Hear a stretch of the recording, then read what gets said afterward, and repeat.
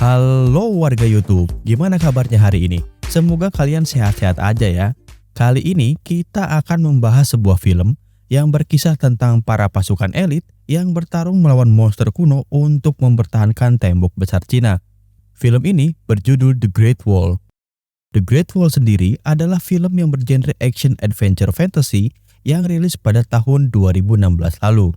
Mau tahu seperti apa kisah lengkapnya? Mari kita simak cerita berikut ini.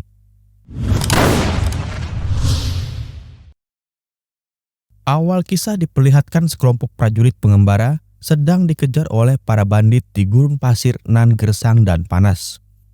Singkat cerita, sebagian dari mereka berhasil kabur dan bersembunyi di balik bebatuan gurun. Walaupun banyak juga dari mereka yang mati di tangan para bandit. Pada malam harinya, terlihat dua orang dari mereka sedang mengemasi barang yang akan dibawa dalam perjalanan besok, dan tiga orang lainnya sedang asik ngobrol santai di dekat api unggun. Rupanya, dua orang tersebut bernama Tovar dan William. Mereka adalah tentara bayaran asal Eropa yang sedang menjalankan misi untuk mencari bubuk hitam ke daratan Cina. Saat sedang berkemas, Tovar kemudian membuang sebuah magnet yang dia temukan saat dalam perjalanan karena menganggap benda itu tidak berguna. Akan tetapi, William memungutnya untuk dijadikan sebagai kompas. Namun tiba-tiba alangkah kaget dan terkejutnya mereka melihat tiga orang sahabat yang tadi sedang menggibah tiba-tiba meninggoy begitu aja. Rupanya, seekor monster yang entah dari mana datangnya menyerang dan menewaskan tiga orang tersebut. Hingga tersisalah William dan Tovar yang berhasil mengalahkan monster itu. William pun berinisiatif untuk menyimpan potongan kaki dari monster tersebut agar bisa mencari tahu makhluk apa yang menyerangnya tadi itu. Keesokan harinya, William dan Tovar kembali melanjutkan perjalanan. Namun sialnya, di tengah perjalanan mereka kembali dikejar oleh para bandit. Dengan susah payah mereka mencoba menghindar dari kejaran, namun mereka malah sampai di hadapan tembok raksasa yang membentang sangat panjang dengan ribuan prajurit bersenjata lengkap yang siap baku hantam juga dengan mereka. Karena terpojok, maju kena mundur kena, akhirnya William dan Tovar memilih untuk menyerahkan diri saja pada pasukan kerajaan Cina daripada harus mokat di tangan para bandit. Setelah ditangkap, para pasukin pun membawa di sana sudah berkumpul para komandan pasukan, ahli strategi, serta seorang jenderal bernama Xiao. Ternyata, salah seorang dari komandan itu adalah seorang cici cantik, Kyowo, kawaii, naondei pokoknya nama gelis lah, bernama Komandan Lin yang dikenal tegas dan pemberani. Saat proses interogasi, semua orang yang ada di ruangan itu pun kaget melihat potongan kaki monster yang ada di dalam tas William. Komandan Lin yang cantik itu pun lantas bertanya, dari mana mereka menemukan kaki itu? Betapa makin terkejutnya semua orang mendengar jawaban dari William yang mengatakan kalau dialah yang telah membunuh monster itu di daerah pegunungan beberapa hari lalu. Mereka terkejut dikarenakan monster itu adalah makhluk legenda yang tidak mudah dibunuh. Diketahui semua prajurit di tembok ini adalah pasukan ordo tanpa nama dinasti Song yang dipimpin oleh bocil lugu bernama Song Renjong sebagai kaisar keempatnya. Nah, para prajurit ini memang sudah memperkirakan kemunculan monster legenda itu. Namun ternyata kemunculannya ini lebih cepat dari perkiraan mereka. Tak percaya dengan perkataan William, Komandan Lin pun segera menghunuskan pedang dan berniat membunuh mereka. Tapi untungnya, seorang penasihat dan ahli strategi bernama Wang menyarankan agar Tovar dan William ditahan terlebih dahulu untuk membuktikan kebenaran dari cerita yang disampaikan. Lalu, saat mereka akan mengurung Tovar dan William di penjara, seorang prajurit tiba-tiba berlari dan melaporkan bahwa ada sesuatu yang bergerak mendekati tembok. Para komandan pun lantas bergegas menaiki bagian atas tembok untuk bersiap melakukan aksi pertempuran. William dan Tovar yang tadinya akan dikurung malah diajak naik karena kunci penjaranya tidak ditemukan. Kemudian, para pasukan segera bersiap siaga di pos masing-masing sesuai dengan divisi mereka. Pasukan yang memakai jirah warna hitam dipimpin langsung oleh Jenderal Xiao. Pasukan pemanah yang memakai jirah merah dipimpin langsung oleh seorang komandan bernama Chen. Pasukan kuning dikomandoi oleh seorang komandan bernama Wu. Pasukan bertahan yang memakai jirah ungu dipimpin oleh Komandan Deng. Dan yang terakhir adalah pasukan yang semua anggotanya adalah wanita dan memakai jirah warna biru. Mereka merupakan pasukan penombak garda terdepan yang dipimpin oleh Komandan Lin. Genderang perang pun mulai dibunyikan sebagai tanda akan segera dimulainya pertempuran. Disusul dengan munculnya para monster yang bergerak dengan kecepatan tinggi menuju tembok. Pasukan merah dan hitam mulai beraksi dengan menghujani ribuan anak panah dan ratusan bola api pada para monster. Disusul aksi heroik dari para pasukan biru yang tanpa rasa takut melompat ke bawah dan menusuk para monster dengan sebuah tombak. Meskipun sudah diserang bertubi-tubi, para monster ini malah semakin ganas.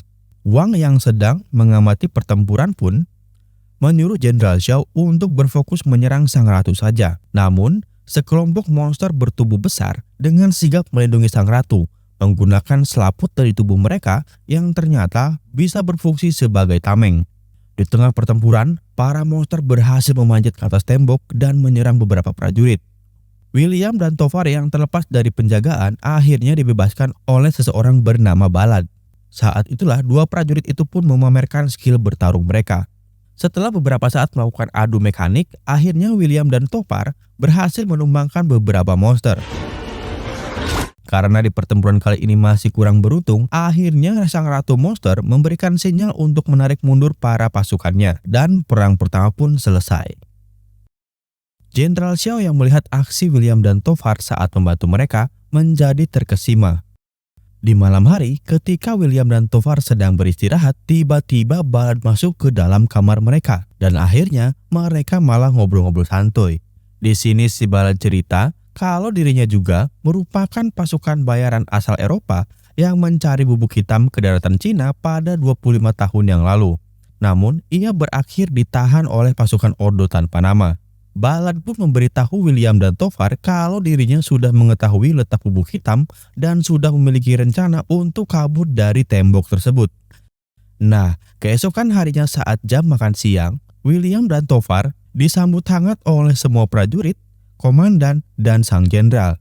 Tapi sebelum makan, Jenderal Xiao menyuruh William untuk memperlihatkan skillnya di hadapan semua orang. Mau gak mau, William pun menuruti perkataan sang jenderal. Ia menunjukkan kemampuan memanahnya yang hebat dengan menahan mangkuk yang diterbangkan ke udara menggunakan 2 anak panah saja. Sontak, semua orang yang melihat aksinya itu memberikan tepuk tangan yang meriah. Saat sedang makan, William pun berbincang dengan Komandan Lin. Lin yang cantik ini ternyata sejak kecil sudah berlatih bertempur sama seperti William. Di sisi lain, Tovar dan Ballad juga terlihat sedang mengobrol.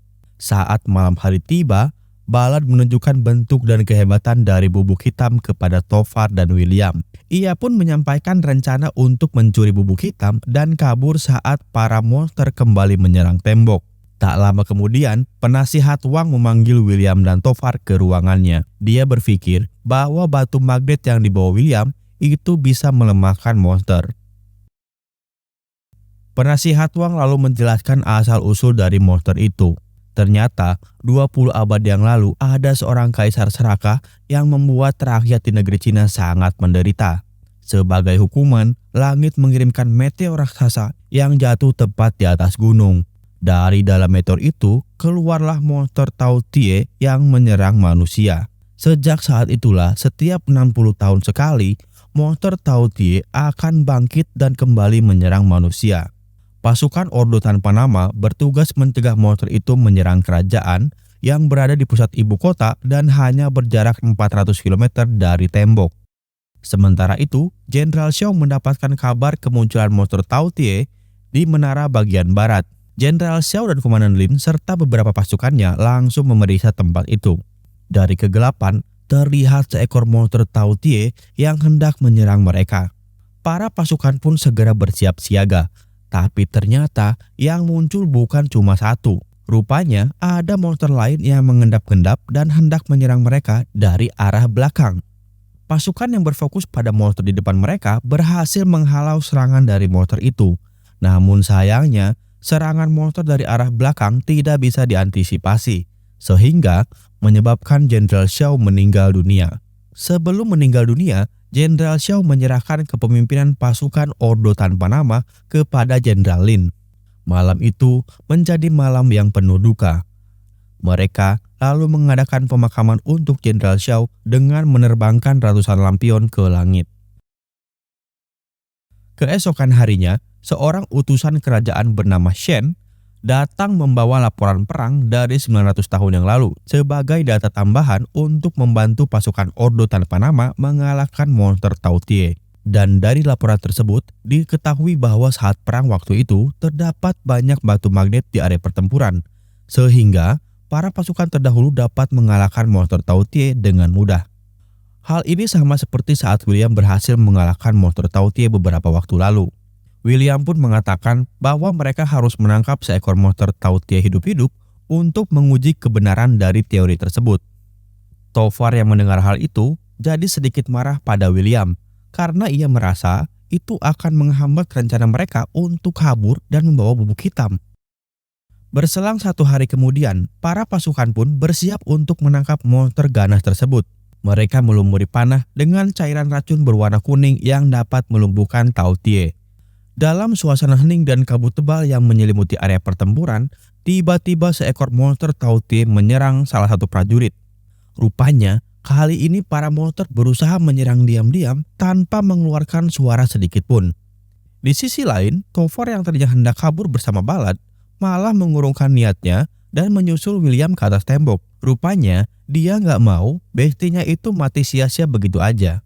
Di area pertempuran, para monster Tao Tie yang terkena panah beracun berusaha untuk melepaskan diri.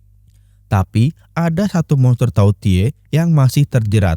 Jenderal Lin yang mengetahui hal itu segera memerintahkan para prajurit menembakkan bola api untuk membentengi monster itu agar tidak kabur. Akan tetapi, panah yang menancap pada monster tersebut sepertinya akan segera terlepas. Dan akhirnya, William berinisiatif untuk turun dan mengikat monster itu. Di tengah kabut tebal dan jarak pandang yang terbatas, bom itu menewaskan mereka semua termasuk Ballad. Di dalam istana, si kampret utusan kerajaan sedang memamerkan kalau dirinya bisa mengendalikan monster Tao Tie hanya menggunakan batu magnet saja. Saat ia perlahan menjauh, tiba-tiba monster itu mengamuk dan mengirimkan sinyal kepada sang ratu untuk memberitahu posisinya saat ini. Ratu monster yang mendengar sinyal tersebut langsung mengerahkan pasukannya untuk menuju ibu kota kerajaan. Sesampainya di ibu kota, Jenderal Lin melihat keadaan yang sudah porak-poranda. Dia dan pasukan berusaha untuk melawan monster-monster itu. Saat Lin terjebak, William datang menolongnya. Dari atas balon udara, William, Jenderal Lin, dan penasihat Wang melihat hal yang mengerikan. Jutaan monster sedang mengelilingi sang ratu untuk memberinya makan. Jenderal Lin dan pasukannya yang lain kemudian mendaratkan balon udara di atas istana. Mereka segera menghadap kaisar. Sang kaisar bocil yang ketakutan menyalahkan Lin karena tidak bisa menghadang para monster itu. Penasehat Wang lalu berusaha menenangkan sang kaisar dengan berkata dirinya memiliki rencana untuk mengalahkan monster itu. Mereka akan mengikatkan bom pada monster yang sebelumnya tertangkap dan melepaskan monster itu. Saat monster itu mendekati sang ratu untuk memberi makan, mereka akan meledakkan bom yang ada di tubuh monster itu. Misi pun dilaksanakan. Mereka membawa monster itu melalui saluran air bawah tanah. Namun dari atas, monster-monster menangkap beberapa pasukan termasuk Peng. Peng yang terluka menyuruh William dan Jenderal Lin untuk melanjutkan misi tanpa dirinya. Terlihat beberapa monster juga berhasil menembus saluran air. Peng pun berusaha untuk menghalau para monster itu dengan meledakkan dirinya sendiri. William dan kawan-kawan pun kembali melanjutkan misi. Sesampainya di menara, Wang mencari kesempatan untuk melepaskan monster yang dibawa. Batu magnet dilepaskan dari tubuh monster. Monster itu pun kembali bangun. Dia tidak bisa menyerang karena ada batu magnet di dekatnya. Monster itu lalu memakan daging yang sudah disiapkan dan bergegas menuju sang ratu. Melihat kesempatan ini, William dan Lin pun langsung naik ke atas untuk memanahkan peledak. Sementara Wang tetap berada di bawah untuk mencegah monster-monster masuk ke dalam menara dengan menggunakan batu magnet. Sesampainya di atas, William melepaskan anak panah yang berisi peledak, namun monster itu berhasil menghalaunya. Panah itu pun meleset dan meledak di udara. Menyadari akan adanya bahaya, Ratu Monster pun memerintahkan jutaan anak buahnya untuk mengepung 2 menara di dekat mereka. Wang yang sudah kewalahan melemparkan magnet kepada Lin karena tidak kuat menahan serbuan monster. William kemudian kembali memanah, kali ini dari tempat yang lebih tinggi. Akan tetapi panah itu pun kembali meleset. Ratu Monster yang sudah mengetahui posisi William dan Lin menyuruh pasukannya untuk menyerang mereka. Karena semakin terdesak dan peledak pun tinggal tersisa 1, Lin memutuskan untuk melompat ke bawah dan memasang peledak di tombaknya. Mereka berdua lalu melompat bersama-sama. William melemparkan magnet, Lin melemparkan tombak yang tepat mengenai tubuh dari monster yang membawa bom tadi. Akhirnya, usaha mereka berhasil. Bom itu pun meledak dan menghancurkan sang ratu serta para monster yang mengelilinginya.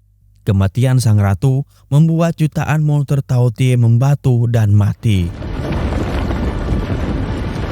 Perang pun berhasil dimenangkan oleh umat manusia. Di tempat lain, Topar yang masih berusaha untuk kabur rupanya berhasil ditangkap oleh pasukan yang mengejarnya. Dia pun berakhir di penjara. Beberapa waktu kemudian, William yang sekarang sudah menjadi pahlawan datang menjenguk Topar dan memberitahu kalau Jenderal Lin menawarkan 2 pilihan kepadanya sebagai imbalan karena telah membantu berperang melawan Taotie. 2 pilihan itu adalah membawa bubuk hitam sebanyak-banyaknya atau melepaskan Topar. Dan ternyata William lebih memilih menyelamatkan Topar ketimbang bubuk hitam itu karena menurutnya bestinya ini jauh lebih berharga.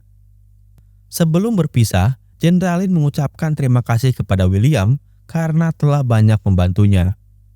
Tak lama berselang, dari atas tembok, Jenderal Lin melepaskan kepergian William yang akan kembali ke Eropa. Dan film pun berakhir. Buat kalian yang suka dengan video ini, jangan lupa subscribe dan share ya. Dukungan kalian sangat bermanfaat untuk channel ini. Yang mau request film, silahkan komen aja di bawah ya guys. Arigatou gozaimasu, sampai ketemu minggu depan. Dadah!